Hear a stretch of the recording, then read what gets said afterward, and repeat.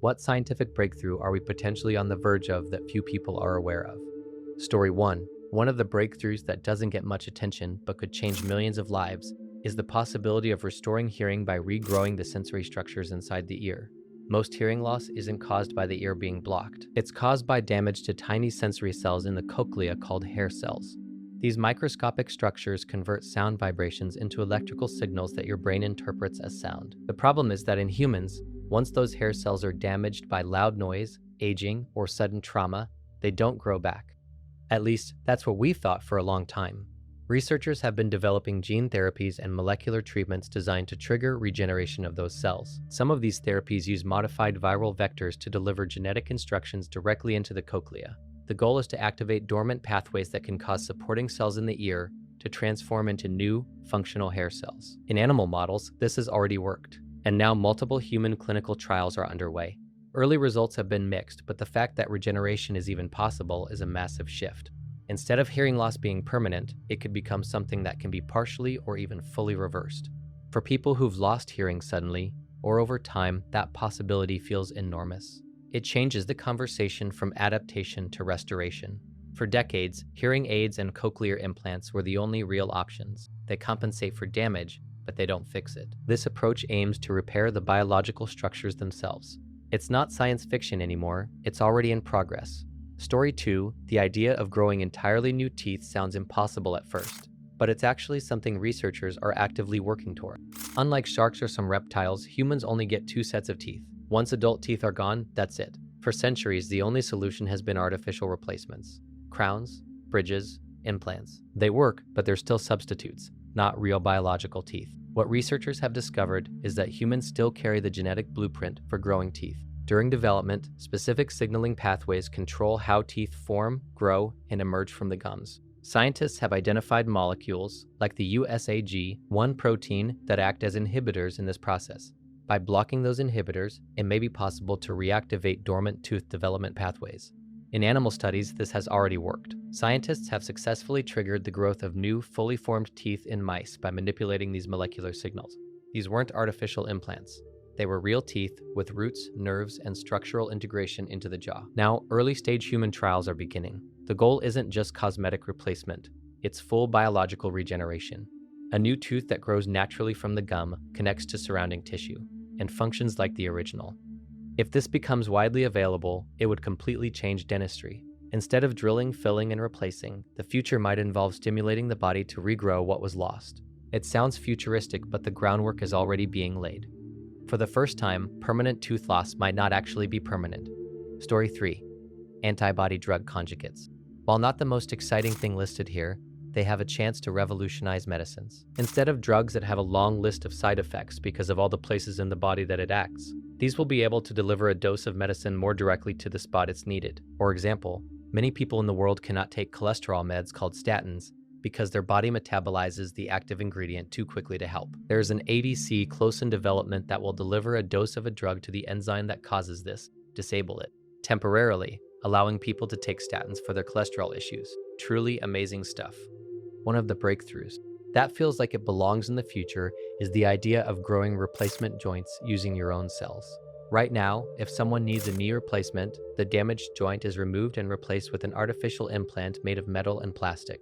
These work well, but they're still mechanical substances. They wear down over time, can loosen, and don't fully replicate the biology of a natural joint. Especially for younger patients, they're often seen as a temporary solution rather than a permanent fix. What researchers are working on now is completely different. Instead of installing an artificial joint, they're trying to grow a biological replacement. The process involves taking a patient's own cells and using them to grow cartilage and joint tissue on a scaffold. Over time, the cells multiply, organize, and form structures that resemble natural joint surfaces. Because the cells come from the patient, the risk of rejection is extremely low. It's essentially regenerative engineering.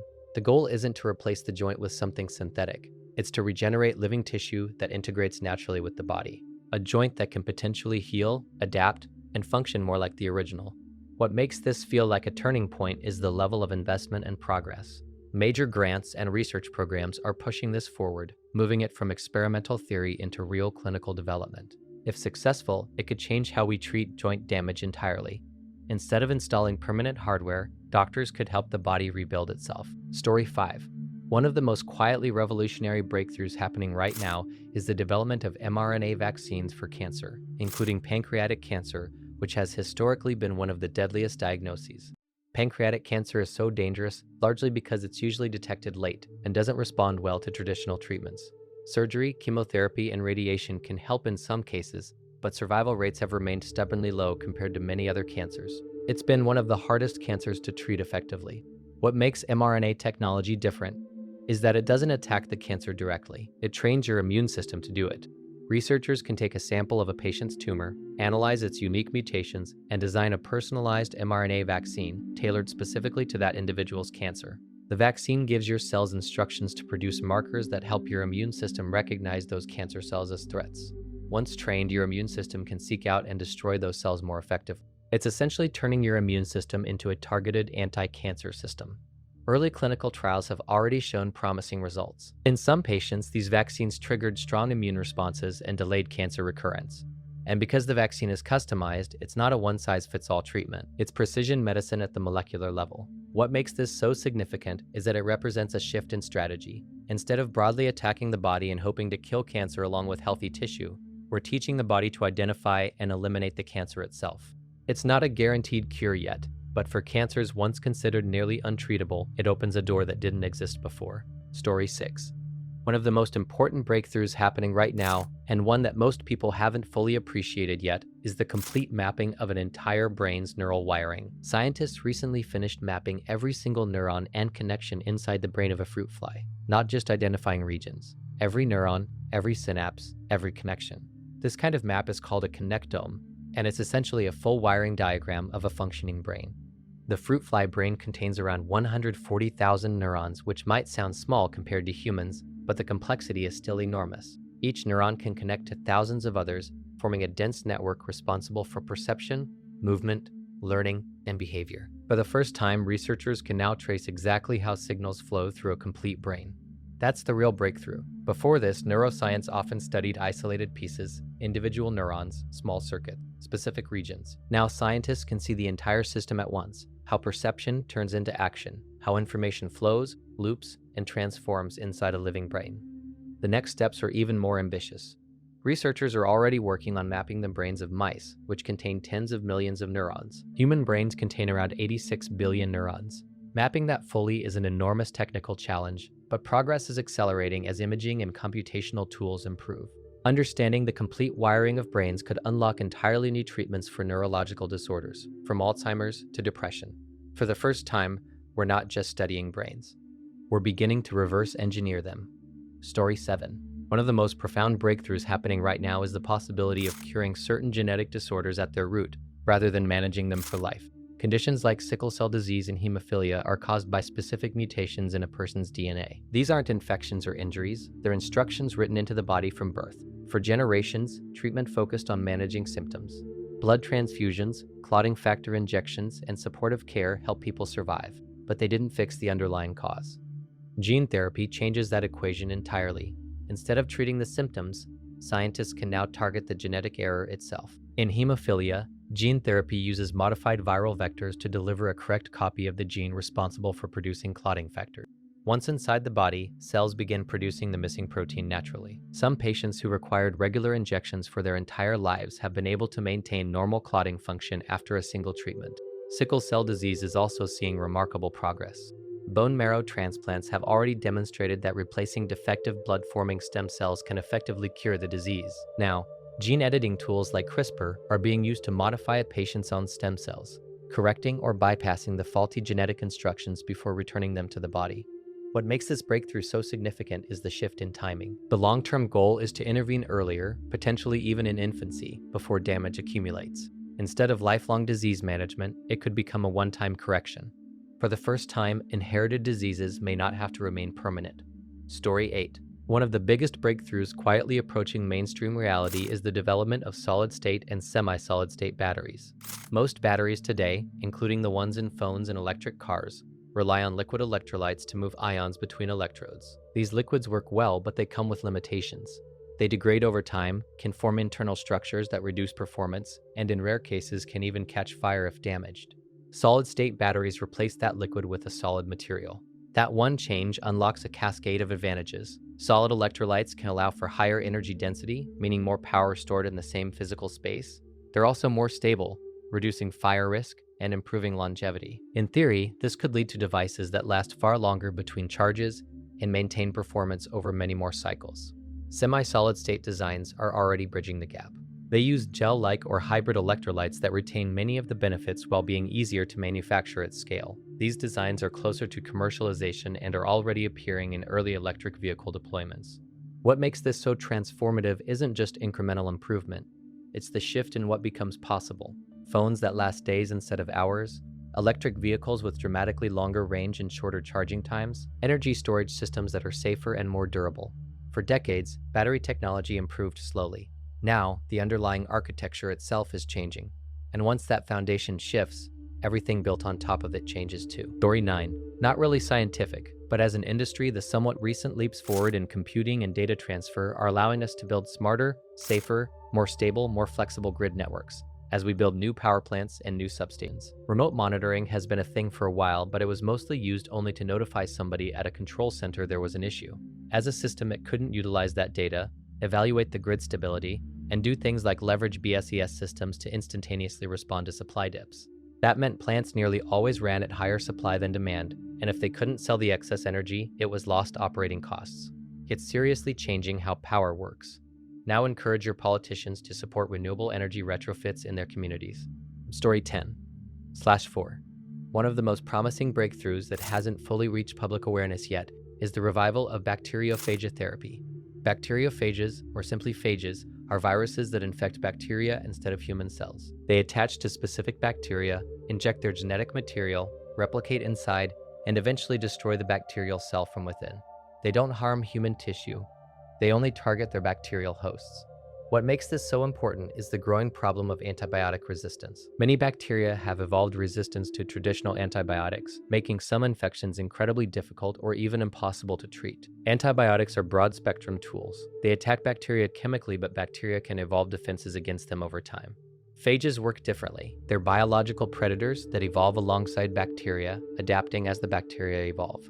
It's an arms race that doesn't necessarily end. Phage therapy was actually explored nearly a century ago, but it fell out of favor in much of the world after antibiotics became widely available. Now, as antibiotic resistance increases, researchers are revisiting phages as a precision tool for targeting infections that drugs can no longer treat effectively. What makes phages especially powerful is their specificity. They can target harmful bacteria without destroying beneficial microbes, unlike many antibiotics that disrupt entire microbial ecosystems. Researchers can even isolate and tailor phages to attack specific bacterial strains. In a future where antibiotic resistance becomes more common, phages could become one of the most important tools in medicine, not replacing antibiotics entirely, but giving us a new way to fight back. Story 11. Fusion energy has been almost here for decades, which is why most people stopped paying attention. But over the past few years, something important has changed. We've moved from theoretical potential to actual experimental proof that controlled fusion can produce net energy gain. Fusion works by combining light atomic nuclei, usually isotopes of hydrogen, into heavier nuclei like helium. That process releases enormous amounts of energy. It's the same reaction that powers the sun. The challenge has always been confinement. Fusion requires temperatures hotter than the sun's core, and keeping that plasma stable long enough for the reaction to sustain itself has been one of the hardest engineering problems ever attempted. Recently, facilities like the National Ignition Facility achieved a milestone called ignition. For the first time, a fusion reaction produced more energy from the fusion process itself than was delivered directly into the fuel. That doesn't mean commercial reactors exist yet, but it proves the underlying physics works outside of theory. At the same time, private companies and international projects are developing new reactor designs that aim to achieve continuous fusion, not just short experimental bursts. Advances in superconducting magnets, materials science, and plasma control are accelerating progress in ways that weren't possible even 20 years ago. If fusion becomes practical, it changes everything. Fusion fuel is abundant, it produces no carbon emissions, it doesn't carry the same long-lived radioactive waste risks as traditional nuclear fission. For the first time, fusion energy isn't just a scientific dream. It's becoming an engineering problem. Story 12. One of the most powerful breakthroughs happening right now is the combination of quantum computing and AI to discover entirely new medicines. Traditional drug discovery is slow and expensive because of how complex chemistry really is. A single protein can interact with millions or even billions of possible molecular compounds. Testing each one in a lab would take decades. Even simulating those interactions accurately on classical computers is incredibly difficult because molecular behavior follows quantum mechanical rules that are hard to approximate. This is where AI and quantum computing start to change the game. AI models can analyze massive chemical datasets and predict which molecular structures are most likely to bind to specific disease targets. Instead of blindly testing compounds, researchers can narrow the search space dramatically. AI can propose entirely new molecules that have never existed before, designed specifically to interact with certain proteins. Quantum computing takes it even further. Because quantum computers operate using quantum states, they can simulate molecular interactions more directly and accurately than classical computers in certain cases. This could allow scientists to model chemical reactions at a level of precision that was previously impossible, revealing drug candidates that would otherwise remain undiscovered. What makes this combination so transformative is the speed. Processes that once took years could take months or even weeks. Diseases that have resisted treatment because of molecular complexity could become solvable problems once the right compounds are identified. It's not just about improving medicine. It's about fundamentally changing how medicine is discovered in the first place. Story 13. One of the biggest breakthroughs quietly moving toward reality is lab-grown meat that is biologically identical to traditional meat but produced without raising or slaughtering animals. The process starts with a small sample of animal cells, usually muscle stem cells. These cells are placed in a controlled environment and given nutrients, growth factors, and structural support, so they multiply and develop into muscle tissue. Over time, they form real meat, not a plant substitute, not an imitation, actual animal muscle grown outside the animal. At the cellular level, it's the same thing you'd find in a steak or chicken breast. What makes this so significant is efficiency. Traditional meat production requires enormous amounts of land, water, and feed. Animals consume energy just to stay alive, regulate body temperature, and move. Lab-grown meat skips that entire overhead. Energy goes directly into growing the tissue itself. That could dramatically reduce environmental impact, land use, and resource consumption. Taste and texture were early challenges, but progress has been rapid. Researchers have figured out how to grow structured tissue, including fat and muscle together, which is essential for flavor. Fat carries much of the taste, and combining it properly with muscle makes the final product much closer to conventional meat. As production scales, costs continue to fall. If this becomes widely available, it could fundamentally reshape food production. Meat without livestock, protein without slaughter. For the first time, we're not just raising animals for food. We're growing the food itself. Story 14/40. One of the biggest breakthroughs we're on the verge of isn't a single invention, but the convergence of robotics with rapidly advancing computation. For decades, robots were limited by perception and decision-making. They could move with precision, but only in highly controlled environments. Assembly lines, predefined paths, repetitive tasks. The hardware was capable, but the intelligence wasn't flexible enough to handle the unpredictability of the real world. That's what's changing now. Advances in AI, sensors, and processing power are giving robots the ability to interpret their surroundings in real time. Modern systems can recognize objects, adapt their movements, and learn from experience. Instead of rigid programming, they're becoming adaptive systems. Vision models allow robots to see, improved actuators allow them to move more smoothly and safely. An exponentially increasing computer gives them the ability to process complex environments instantly. What makes this especially significant is that most of the core components already exist. Mechanical engineering is mature, sensor technology is highly advanced. AI models can interpret visual and physical data with increasing accuracy. The remaining barrier has largely been integration and scale. Once that integration reaches a tipping point, adoption could accelerate rapidly. Robots could expand far beyond factories into logistics, healthcare, infrastructure, and daily life. Machines capable of assisting with physical tasks in dynamic environments could reshape how labor, manufacturing, and services operate. It won't happen overnight, but the pieces are falling into place, and when they connect fully, the shift will likely feel sudden. Story 15. We are actually getting closer to stopping and reversing human aging. Not tomorrow, not next year, but close enough that many people currently alive will live to benefit from the technology. We really aren't planning for it well enough considering how much of an impact it's going to have on society once it arrives. We're also probably getting closer to commercially viable fusion power, and although it's hard to predict, room temperature superconductors might show up at any moment. I would say both of those are less certain than anti-aging biotechnology, but they still have decent chances and could radically change the world. And that's not even getting started on artificial superintelligence. Story 16.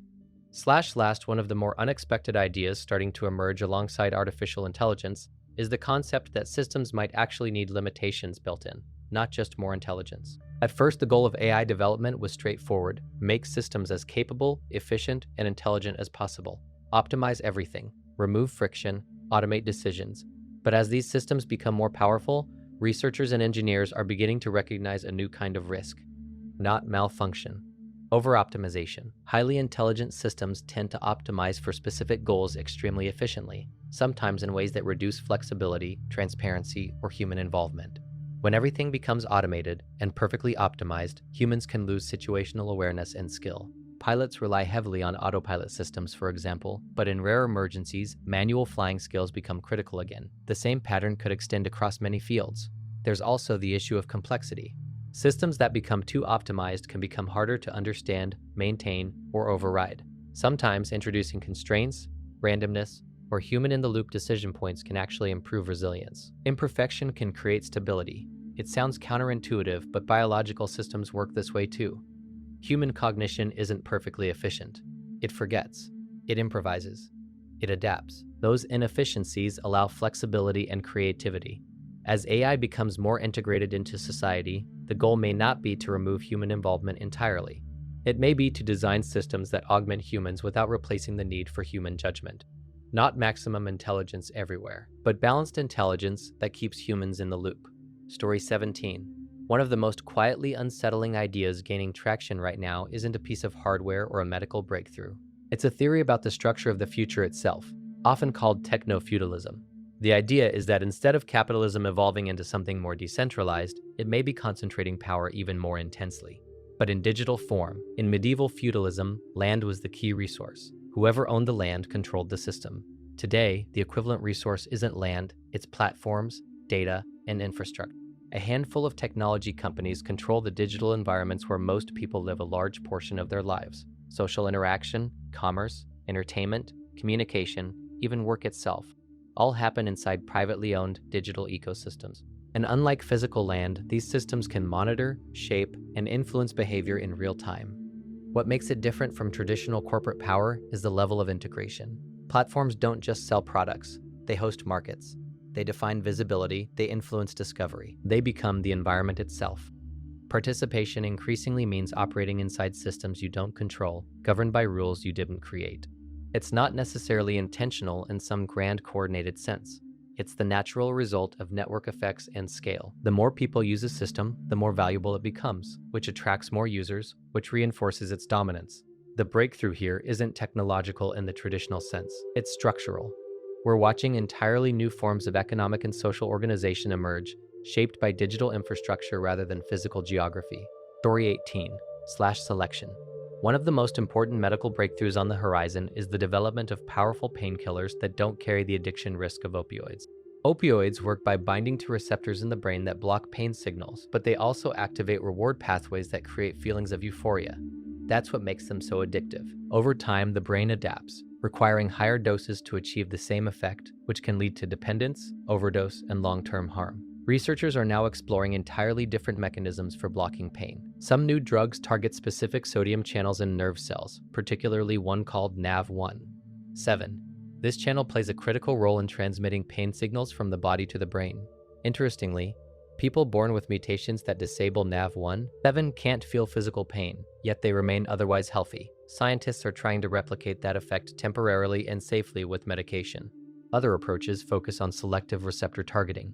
Instead of activating broad reward pathways, these drugs are designed to interrupt pain signaling without triggering the brain's addiction circuitry. Some compounds work at the spinal cord level, while others interfere with inflammatory signaling or peripheral nerve activity before pain signals even reach the brain. Early clinical trials have shown promising results. The goal isn't just to reduce pain, it's to separate pain relief from addiction risk, something opioids have never been able to do cleanly.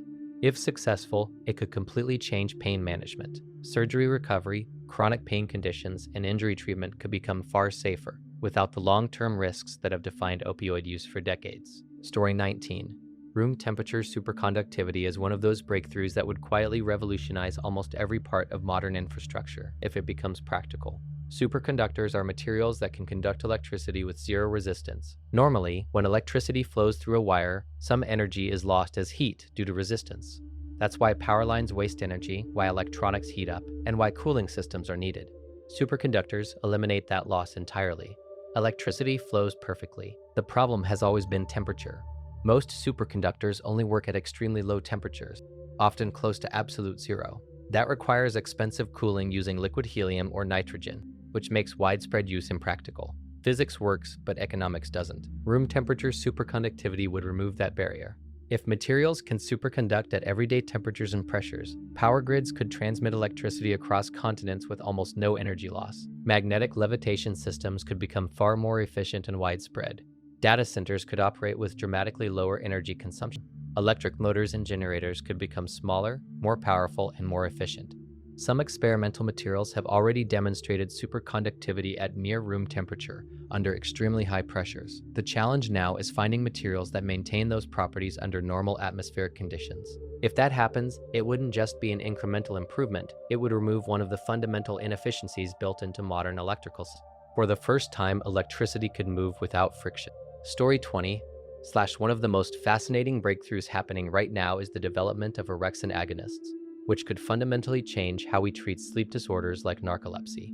Narcolepsy is caused by a loss of neurons that produce orexin, a neurochemical responsible for maintaining wakefulness and regulating sleep-wake stability. Without orexin, the brain struggles to maintain consistent alertness, leading to sudden sleep attacks, fatigue, and cognitive impairment. Current treatments mostly try to stimulate the brain indirectly, but they don't replace the missing signal itself. Orexin agonists change that approach completely. Instead of stimulating the brain broadly, they directly activate the orexin system, essentially restoring the wakefulness signal that narcoleptic patients lack.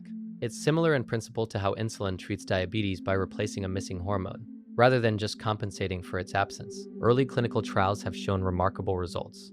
Patients experience sustained wakefulness, improved cognitive function, and reduced symptoms without the same crash or dependency risks associated with traditional stimulants. It's not just masking fatigue, it's restoring the biological mechanism that prevents it. What makes this especially interesting is the broader implication. Orexin doesn't just keep people awake. It stabilizes attention, motivation, and cognitive clarity. In theory, activating the system in sleep-deprived individuals could temporarily counteract fatigue-related cognitive decline. The primary goal is medical treatment, not enhancement, but it highlights something deeper. Fatigue isn't just about willpower. It's governed by specific neurochemical systems that we're now learning how to influence directly. For the first time, wakefulness itself is becoming something we can regulate at the molecular level. Story 21. Not super new technology, but challenging application. A company is going into human clinicals soon to regrow foreskins using a decellularized extracellular matrix from donors. Similar things have been done elsewhere in the body, but not in a region where the shape matters so much. Basically, a foreskin will be harvested from an organ donor. The cells are removed, leaving behind collagen and some other stuff. The patient's own cells are used to create stem cells, which then seed the donor ECM. The inoculated ECM is embedded under the skin of the patient's thigh, where it is supplied with nutrients while the cells populate the ECM. Then it is removed and attached on the proper place. It's been far over a decade in the making due to limiting funding, and human trials are slated for this spring. Story 22. One of the most quietly transformative breakthroughs coming close to reality is portable brain imaging using near-infrared technology. Right now, if someone has a suspected brain injury, stroke, or internal bleeding, the only reliable way to see what's happening is with large, immobile machines like CT or MRI scanners. That means getting the patient to a hospital first, which can take precious minutes or even hours. In cases like strokes or traumatic brain injuries, that delay can mean the difference between recovery and permanent damage. Near-infrared brain imaging could change that completely. This technology works by sending harmless near-infrared light through the skull and measuring how it scatters and reflects back. Blood, oxygen levels, and damaged tissue interact with light differently than healthy brain tissue. By analyzing those patterns, the device can build a detailed picture of what's happening inside the brain in real time. What makes it revolutionary is portability. Instead of a room-sized scanner, the system could be compact enough to use in ambulances, on sports sidelines, or even in remote locations. First responders could detect internal bleeding before arriving at the hospital. Doctors could determine whether a stroke is caused by a clot or bleeding immediately, allowing faster, more precise treatment. Speed is everything in brain injuries. Every minute without proper treatment increases the risk of permanent damage. Portable imaging could shift diagnosis from reactive to immediate. It's not just improving imaging, it's moving critical neurological diagnosis directly to the point of care. Story 23. One of the most incredible scientific efforts happening right now is the attempt to bring the northern white rhinoceros back from the brink of extinction using advanced reproductive and cloning technology. The northern white rhino is functionally extinct. Only 2 individuals remain alive, both females, and neither can carry a pregnancy. The last male died in 2018. Under normal circumstances, that would be the end of the species. Once the last breeding pair is gone, extinction becomes permanent. But scientists aren't giving up. Researchers preserve genetic material from deceased northern white rhinos, including sperm and living cells. Using that material, they've successfully created viable embryos in the lab. These embryos are made by fertilizing eggs from closely related southern white rhinos with preserved northern white rhino sperm. The next step is implantation. Because the remaining northern white rhinos can't carry pregnancies, scientists plan to implant these embryos into southern white rhino surrogates. If successful, the calf would be a genetically northern white rhino, effectively restoring the species through assisted reproduction. There's also parallel work using stem cells. Researchers have reprogrammed preserved skin cells into stem cells, with the goal of eventually producing sperm and egg cells from individuals that died decades ago. That could allow for greater genetic diversity in future populations.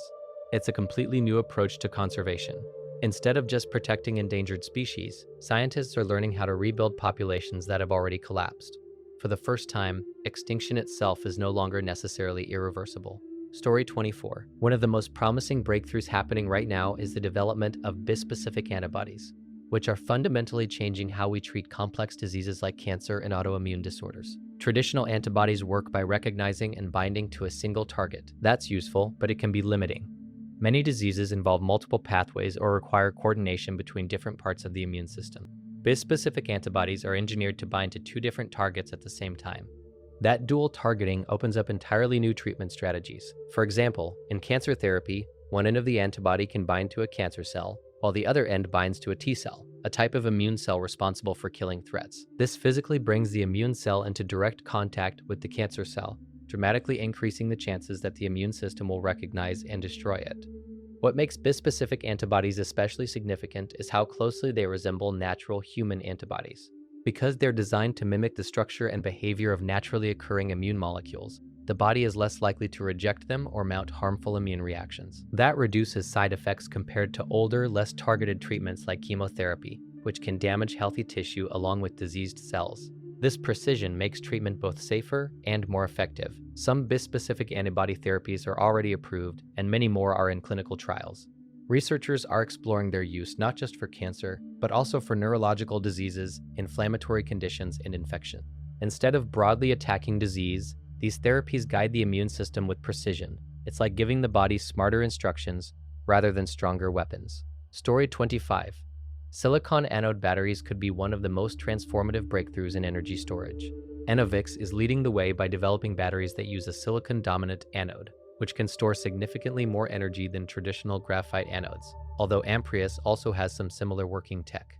This could mean longer-lasting batteries for everything from smartphones to electric vehicles, solving one of the biggest limitations of current lithium-ion technology. If they can scale production and manage challenges like silicon expansion during charging, this innovation could reshape the future of energy storage and accelerate the adoption of renewable energy.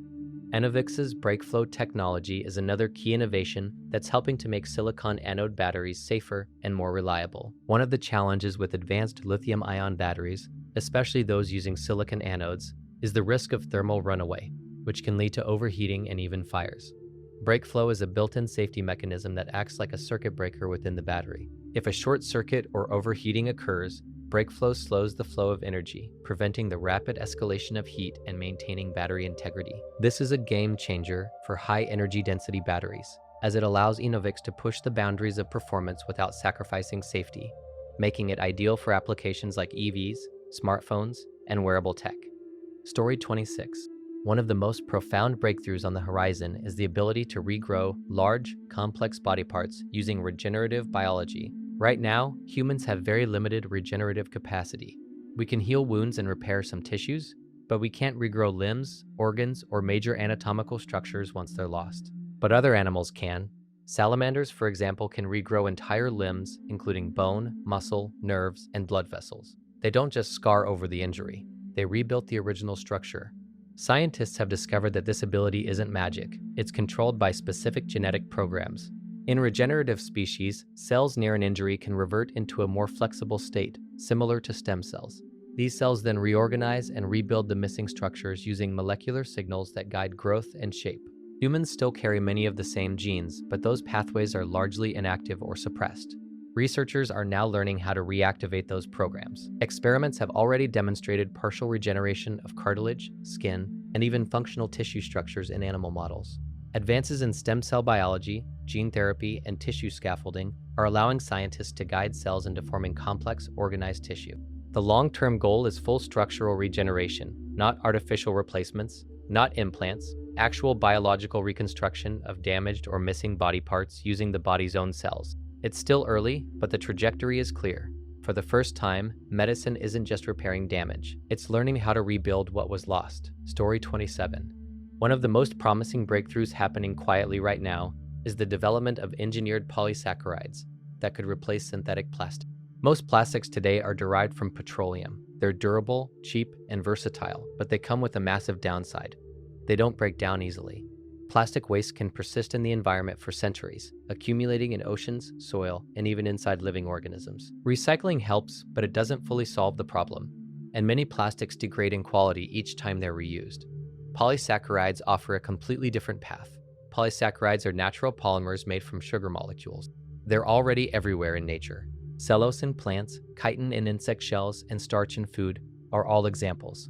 These materials can be strong, flexible, and biodegradable. The limitation has always been performance. Natural polysaccharides don't always match the durability and versatility of synthetic plastics. That's where engineering comes in. Researchers are modifying polysaccharides at the molecular level to enhance their strength, flexibility, and resistance to moisture. By adjusting how the sugar chains are arranged and cross-linked, scientists can create materials that behave much more like traditional plastics, but without the long-term environmental persistence. Because they're biologically derived, these materials can break down naturally over time. That changes the life cycle entirely. Instead of plastics accumulating indefinitely, materials could return safely to the environment after use. It's not just about replacing plastic. It's about redesigning materials so they exist within natural biological cycles rather than outside them. Story 28. One of the more intriguing developments quietly emerging from advanced physics and materials research is the idea behind so-called quantum coils. At its core, the concept revolves around using superconducting coils and quantum scale effects to manipulate electromagnetic fields with extreme precision. Traditional coils already play a huge role in technology. They're used in everything from electric motors to MRI machines, but quantum scale coils operate under conditions where electrical resistance disappears and quantum mechanical behavior becomes dominant. When materials become superconducting, electrical current can circulate indefinitely without losing energy. That allows these coils to generate incredibly stable and powerful magnetic fields. These fields can be used to confine plasma and fusion reactors, stabilize quantum bits in quantum computers, or detect incredibly subtle physical phenomena that would otherwise be invisible. What makes newer quantum coil designs especially interesting is their efficiency and sensitivity. Advances in superconducting materials and fabrication techniques are allowing scientists to build coils that operate with far less energy loss and much greater stability. This is critical for scaling up technologies like quantum computing, where even tiny fluctuations can disrupt fragile quantum states. These coils are also central to experiments exploring the fundamental nature of matter and energy. They're not just components, they're enabling tools. Without ultra-precise electromagnetic control, many emerging technologies wouldn't be possible. Fusion reactors couldn't confine plasma reliably, quantum computers couldn't maintain coherence long enough to function. It's a reminder that sometimes breakthroughs aren't single devices. They're enabling technologies that quietly unlock entire new fields. Story 29. Cold fusion has been one of the most controversial and fascinating scientific rabbit holes for decades, and recent developments have made people start paying attention again. Traditional fusion, like what happens in the sun, requires extreme temperatures and pressures to force atomic nuclei together. That's why fusion reactors are so difficult to build. Cold fusion, in theory, would achieve similar energy-producing reactions at or near room temperature, without the need for massive, energy-intensive infrastructure. For years, cold fusion was widely dismissed after early claims in the late 1980s couldn't be reliably reproduced. But the broader field evolved into what's now often called low-energy nuclear reactions. or LENR, researchers began investigating whether certain materials and conditions could produce anomalous heat or nuclear effects that weren't fully explained by conventional chemistry. Meanwhile, major institutions like Lawrence Livermore National Laboratory have achieved major milestones in fusion, though those involved high-energy laser-driven fusion rather than cold fusion. These experiments demonstrated that fusion reactions can produce net energy gain under controlled conditions, proving the fundamental physics is sound. The distinction is important. Cold fusion, if ever proven practical and scalable, would be even more transformative than conventional fusion because it wouldn't require extreme conditions. It could, in theory, allow compact, decentralized power generation. Right now, most of the verifiable breakthroughs are happening in high-energy fusion research, not room-temperature cold fusion. But the fact that fusion itself is moving from theory into demonstrated engineering reality is one of the most important energy developments of our time. It means we're no longer asking if fusion is possible. We're asking how soon it can be built. Story 30. Nanotechnology is one of those breakthroughs that doesn't have a single headline moment but quietly touches almost every major field of science and engineering. It operates at the scale of nanometers, billionths of a meter. At that size, materials behave differently. Electrical, chemical, and mechanical properties change in ways that don't exist at larger scales. Gold, for example, isn't always gold-colored at the nanoscale. It can appear red or purple depending on particle size. Strength, conductivity, and reactivity all shift in unexpected ways. What makes nanotechnology so powerful is control. Scientists can design structures at the molecular level, building materials and devices with precision that was impossible before. In medicine, nanoparticles are already being used to deliver drugs directly to tumors, reducing damage to healthy tissue. Instead of flooding the entire body with a drug, treatment can be guided to specific cells. In electronics, nanotechnology allows components to shrink while becoming more powerful. Modern processors already rely on nanoscale fabrication. Continued advances could allow entirely new types of computing architectures, sensors, and memory systems that operate faster and consume less energy. Material science is also being transformed. Nanostructured materials can be stronger, lighter, and more durable than conventional materials. Self-cleaning surfaces, ultra-efficient batteries, and advanced coatings all rely on nanoscale engineering. The real breakthrough isn't just smaller technology, it's precision control over matter itself. For the first time, we're learning how to engineer materials from the bottom up, atom by atom. Story 31. One of the more fascinating areas of marine biology right now is how certain small ocean creatures are being used to help restore coral reefs. Though not in the mystical way some stories describe. Coral reefs are incredibly fragile ecosystems. When coral dies due to warming oceans, pollution, or acidification, it leaves behind bare skeleton structures that slowly erode. Natural reef recovery can take decades, and in many cases it doesn't happen at all without intervention. Researchers have been studying how certain shrimp and prawn species interact with coral environments. These animals constantly move sediment, clean surfaces, and maintain small-scale structural stability within reef systems. Their behavior helps prevent algae overgrowth and allows new coral larvae to settle and grow. This isn't telekinesis, of course. It's biology and behavior working at a microscopic scale. Species like cleaner shrimp and other reef-associated crustaceans play essential roles in reef maintenance. By clearing debris and maintaining healthy surfaces, they indirectly support coral regeneration. Some restoration programs even incorporate natural reef organisms alongside coral transplantation efforts to improve survival rates. What makes this field so promising is the shift toward ecosystem-level restoration. Instead of treating coral as isolated organisms, scientists are recognizing the importance of rebuilding the entire biological network that supports reef health. Small creatures that once seemed insignificant are now understood to be essential components of long-term reef stability. The real breakthrough isn't mind over matter. It's understanding how interconnected marine ecosystems truly are, and how restoring those connections can help damaged reefs recover. Story 32. One of the most profound breakthroughs we may be approaching isn't faster computers or better algorithms, but the possibility of AI systems that begin to exhibit something resembling awareness. Right now, AI systems are incredibly capable, but they operate without subjective experience. They process patterns, generate responses, and optimize outputs based on training data and mathematical models. They don't have internal experience in the way humans do. At least, there's no evidence they do. But the trajectory is what makes people pay attention. Modern AI models can already simulate conversation, reasoning, and problem-solving at levels that would have seemed impossible just a decade ago. They can learn, adapt, and interact in ways that feel increasingly natural. Researchers are now studying how complex systems might develop emergent properties when enough interconnected components interact. Emergence is the key idea. Consciousness in humans appears to arise from billions of neurons interacting in highly structured networks.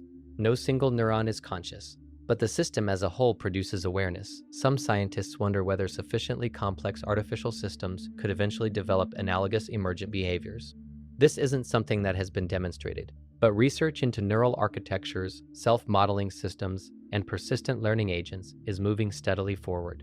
The question isn't just whether machines can simulate intelligence, it's whether intelligence itself is enough, under the right conditions, to produce something deeper. We don't yet know where that boundary lies, but for the first time, it's no longer purely theoretical. Story 33. One of the most surreal breakthroughs happening right now is the possibility of bringing extinct species back to life through de-extinction. For decades, extinction was considered permanent. Once a species disappeared, that was the end of its evolutionary line forever.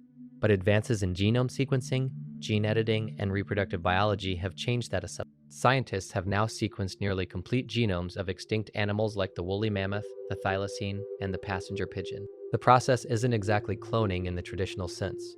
Instead, researchers compare the extinct species' genome with that of a closely related living species. Then, using gene editing tools like CRISPR, they modify the living species' DNA to match the extinct one as closely as possible.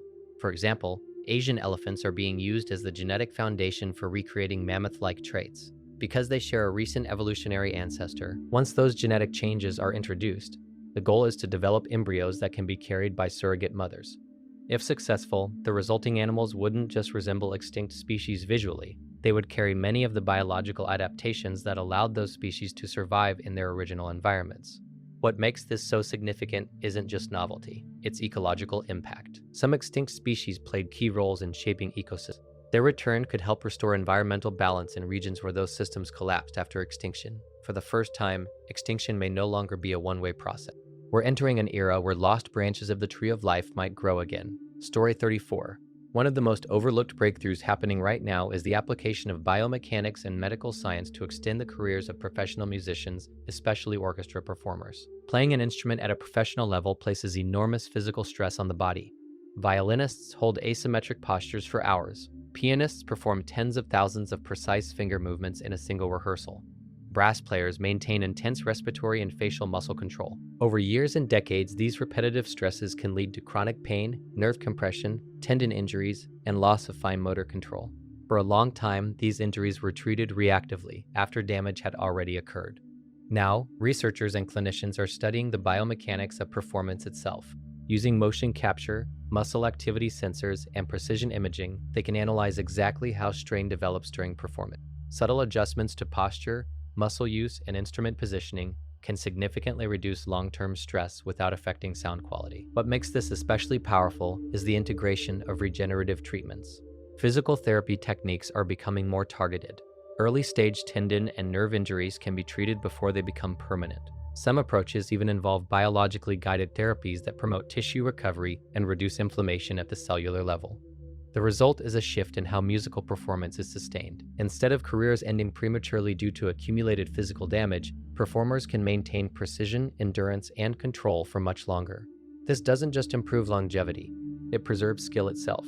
For the first time, science is helping protect the physical foundation of elite human performance. Story 35. Zero-point energy is one of those concepts that sounds like science fiction, but it actually comes from real established physics. In quantum mechanics, even empty space isn't truly empty. It's filled with fluctuating energy fields. Particles and antiparticles constantly appear and disappear at extremely small scales due to quantum uncertainty. This baseline energy, present even at absolute zero temperature, is called zero-point energy. It means that a perfect vacuum still contains energy. This isn't just theory. Effects like the Casimir effect have experimentally demonstrated that quantum vacuum fluctuations exert measurable forces. When two metal plates are placed extremely close together in a vacuum, they experience a tiny attraction caused by changes in the quantum energy field between them. The breakthrough scientists are pursuing isn't creating zero-point energy. It's understanding whether it can ever be harnessed in a practical way. Right now, there's no verified method of extracting usable energy from the quantum vacuum. The energy exists, but converting it into a controlled continuous power source remains beyond current engineering capabilities. Most physicists consider it an open question, not an imminent technology. What makes it fascinating is the scale. Even a tiny fraction of the vacuum's theoretical energy density would dwarf conventional energy sources. but the laws governing quantum systems make accessing that energy extremely difficult. For now, zero-point energy remains something we can observe and measure, but not control. It's a reminder that even empty space isn't truly empty. There's still physics happening everywhere, even in nothingness. Story 36.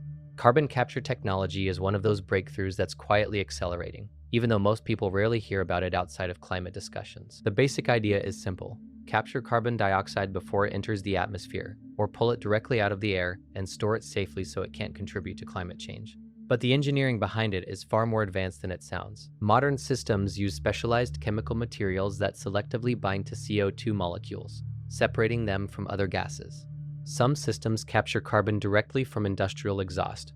Others, called direct air capture systems, pull carbon straight out of the ambient atmosphere. Massive fans move air across filters designed to trap CO2.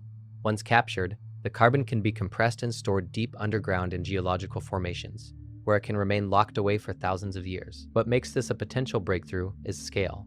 For decades, carbon capture was expensive and inefficient. Now, new materials, better chemistry, and improved system design are making it far more practical. Some captured carbon is even being reused to produce synthetic fuels, building materials, or industrial chemicals. This changes how we think about emissions. Instead of carbon release being permanent, it becomes something that can be actively managed and reversed. Carbon capture doesn't replace the need for cleaner energy, but it adds another tool. For the first time, we're developing the ability not just to reduce emissions, but to remove carbon that's already there. It turns climate change from a one-way problem into something we can partially undo. Story 37. One of the most misunderstood but very real scientific frontiers right now is the ability to directly influence brain activity using targeted stimulation technologies. This isn't mind control in the science fiction sense of controlling someone's thoughts or personality, but researchers are already able to influence specific brain circuits that control movement, mood, and perception. Technologies like deep brain stimulation involve implanting tiny electrodes into precise regions of the brain. These devices deliver carefully controlled electrical impulses that can dramatically reduce symptoms of Parkinson's disease, tremors, and even severe depression. What makes this so significant is precision. Instead of affecting the entire brain with drugs, stimulation can target specific neural circuits. That allows doctors to adjust activity patterns directly, essentially correcting dysfunctional signaling pathways. Patients who are once unable to move smoothly or control certain symptoms can regain function. Non-invasive techniques are advancing too. Methods like transcranial magnetic stimulation use magnetic fields to influence brain activity without surgery. Researchers are also developing interfaces that can read brain signals and translate them into commands, allowing paralyzed individuals to control computers or robotic limbs using thought alone. The breakthrough isn't controlling the mind. It's understanding and interacting with the brain as an electrical system. For the first time, we're not just observing neural activity. We're learning how to communicate with it directly. Story 38. One breakthrough that's flying under the radar is the development of the brain-computer interfaces that can restore speech in people who have lost the ability to talk. For decades, severe paralysis or neurological injury could trap people inside fully functioning minds without any reliable way to communicate. Conditions like ALS, brainstem stroke, or spinal cord injury can leave cognition intact while disconnecting the brain from the muscles needed for speech. The brain-computer interfaces are changing that. Tiny electrode arrays can be placed on or near the speech regions of the brain, where they detect neural activity associated with forming words. AI models can then decode those signals in real time and convert them into text or even synthetic speech. In recent trials, patients who hadn't spoken in years were able to communicate full sentences just by thinking about speaking. It's not reading thoughts in a general sense. It's decoding the specific neural patterns associated with intended speech. What makes this especially powerful is the speed and accuracy. Early systems were slow and clunky, but newer versions can translate neural signals into fluent communication at conversational speeds. Some systems even recreate the person's original voice using voice synthesis trained on past recordings. This doesn't just restore communication, it restores agency. For the first time, people who lost their ability to speak can express themselves again, directly from brain activity alone. Story 39. One breakthrough that almost nobody talks about is artificial womb technology, and it has the potential to completely change neonatal care. Right now, babies born extremely prematurely, especially before 24 weeks, have very low survival rates because their organs, especially their lungs, aren't fully developed yet. Incubators can help, but they can't fully replicate the protective, fluid-filled environment of the womb. Premature infants are suddenly forced to breathe air and regulate their bodies before they're biologically ready. Artificial womb systems aim to bridge that gap. Instead of forcing premature babies to adapt instantly to the outside world, these systems allow them to continue developing in a controlled, womb-like environment. The technology uses a sealed, sterile fluid environment and an external oxygenation system connected through the umbilical cord. This allows the baby's organs to mature naturally without the stress of premature exposure to air breathing. In animal trials, this has already worked. Premature lambs, equivalent to extremely premature human infants, were successfully supported for weeks inside artificial womb systems, continuing normal development. Their lungs, brains, and other organs matured more normally compared to traditional intensive care methods. Human trials are approaching. If successful, this could dramatically increase survival rates and reduce lifelong complications associated with extreme prematurity. It's not about replacing natural pregnancy. It's about extending the developmental window safely, when premature birth would otherwise be life-threatening. Story 40. One breakthrough that's quietly moving toward reality is the ability to store massive amounts of data in DNA. DNA is an incredibly dense storage medium. Every cell in your body contains about 3 billion base pairs of genetic information, all packed into a microscopic space. Scientists realize that the same system nature uses to store biological information could also be used to store digital data. Instead of encoding genetic instructions, researchers convert digital files into sequences of the 4 DNA bases: A, T, C, and G. This isn't theoretical, it's already been done. Scientists have successfully stored books, images, videos, and entire operating systems inside synthetic DNA strands. The storage density is staggering. In theory, a single gram of DNA could store hundreds of millions of gigabytes of data. That's enough to store vast portions of humanity's digital information in something smaller than a sugar cube. What makes DNA storage especially powerful is its longevity. Traditional storage devices degrade within decades. Hard drives fail. Magnetic media loses integrity. DNA, under proper conditions, can remain stable for thousands of years. Genetic material from ancient organisms has survived long enough for us to sequence it today. The current challenge is speed and cost. Writing and reading DNA data is still slower and more expensive than traditional storage, but advances in DNA synthesis and sequencing are rapidly improving efficiency. If scaled successfully, DNA could become the ultimate archival medium, a way to store civilization's knowledge for thousands of years in a form nature already perfected.